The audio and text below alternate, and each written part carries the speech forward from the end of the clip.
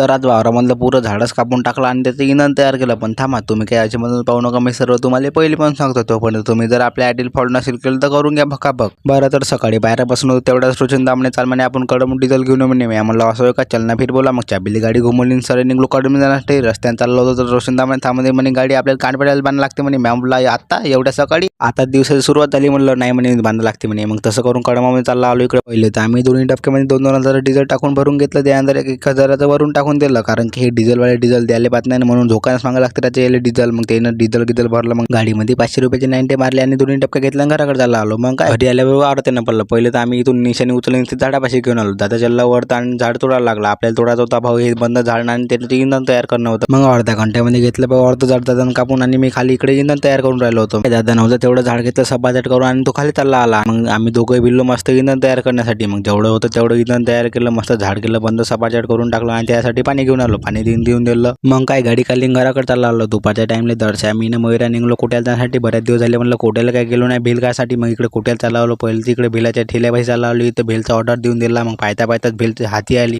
ती गणाई मस्त भेल घेतली खाऊन घराकडे जाण्यासाठी निघलो. चला तर पोट्टे आजच्यासाठी एवढंच, भेटू पुढच्या व्हिडिओमध्ये. तोपर्यंत तुम्ही जर आपल्या ॲडिल फॉलो नसेल केलं तर करून घ्या रे भाऊ. चालेल.